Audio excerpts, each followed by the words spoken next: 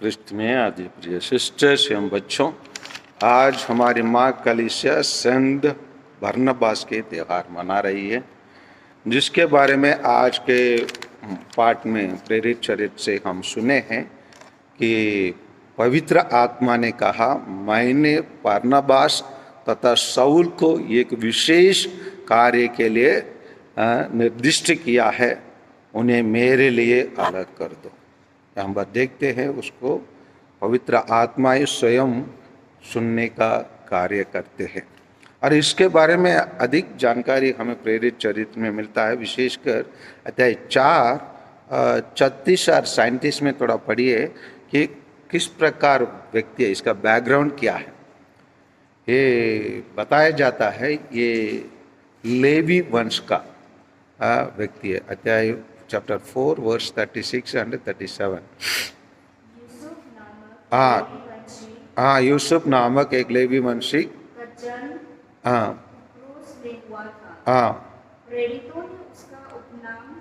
प्रेरितों ने उसका नाम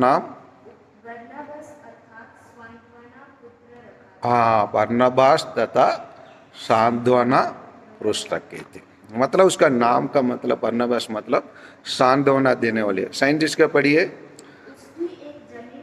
हाँ, उसके पास एक जमीन था, उसने उसे बेच दिया और उसकी कीमत लाकर प्रेरितों के चरणों में अर्पित कर दी। हाँ, उसको बेचकर उसको पैसा के लेके आकर प्रेरितों को चरने में रखते। इसको मतलब विशेषता हम जानते हैं, पवित्र आत्मा से चुना हुआ एक व्यक्ति है और ये लेवी वंश का था, परंतु लेवी वंश में रहने वाला, जैसे लेवी वंश मतलब हमारे भारत के दृष्टि से बोलेंगे तो पंडित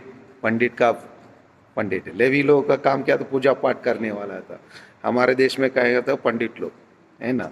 एक पंडित लोग क्या होते, कठोर, अपना धर्म के व्यक्ति कठोर होते है ना। उसी प्रकार एक कठोर व्यक्ति था, लेकिन परंतु वो अपना कठोरता छोड़ के कि प्रभु यीशु को स्वीकार करने आया। और स्वीकार करने में आया तो है, लेकिन वो अपने जमीन सब कुछ बेच कर आके प्रेरितों को चरने में रख दिए। सोच लीजिए, उन दिनों में जो प्रेरित लोग अपना प्रभु मसीह नहीं है, वो तो स्वर्गरोहण हो गए, इसीलिए अभी उनके बिना, प्रभु यीशु का शारीरिक उपस्थिति के बिना अभी काम कर रहे हैं। उन लोगों को बहुत सारा चीज़ की आवश्यकता होता है। वो आवश्यकता पूरा करने के लिए वो व्यक्ति ये उचित समझा अपना सब कुछ बेच कर आके प्रेरितों के चरण में रख के काम करने वाला व्यक्ति है। इसके अगर ज़्यादा इसके बारे में पढ़ेंगे तो सेंट पॉलुस जब निराशा होके वो पहले जाकर प्रचार करता है, बोलता है मैं प्रभु के मसीह को मान लिया हूँ। बहुत सारे लोग उनके बात को सुनने के लिए तैयार नहीं होते, क्योंकि वो क्या कर रहा था, पहले उसी कलीसिया को सता रहा था। सता कर ये नाटक कर रहा है, ये तो आज इधर है कल उधर है, ये क्रिकेट के समान बदलने वाला व्यक्ति भी, ऐसे भी लोग सोचकर, इसीलिए यही व्यक्ति पौलुस को प्रेरितों के पास लेके आकर उनको समझाता है और बताता है, नहीं ये व्यक्ति प्रभु के नाम से अभी काम करता है। प्रभु ने उसका दर्शन दिया और समझा कर प्रेरित लोग स्वीकार करने के लिए भी काम करता है। और उसके बाद सुसमाचार का प्रचार करने के लिए पौलुस को एक तरफ इनके बारे में कहा जाता है, और पौलुस ऊंचे स्थान पर चढ़ने का सीढ़ी बरनबास रहा है। अक्सर कभी कभी कुछ लोग सीढ़ी को उपयोग करते, ऊपर चढ़ने के बाद सीढ़ी को लात मार के है ना गिरा देते है ना। लेकिन ये सीढ़ी रहा, दूसरों को ऊपर चढ़ने के लिए आगे बढ़ा। और इनके साथ काम करने वाले मार्कुस सुसमाचार का लेखक, और ये सब देखते ही हम बरनबास से बहुत कुछ सीख सकते। जैसे उसका नाम ही क्या मतलब क्या होता है,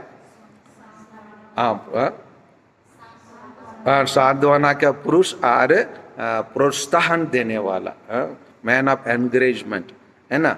ये बहुत कुछ कलीसिया के प्रारंभ में कलीसिया के लिए किया वाला व्यक्ति है। आइए ये संत बरनबास से हम लोग भी सीखे, जिस प्रकार आज पवित्र आत्मा ने कहा, मैंने बरनबास तथा शाऊल को एक विशेष कार्य के लिए निर्दिष्ट किया है, उन्हें मेरे लिए अलग कर दो।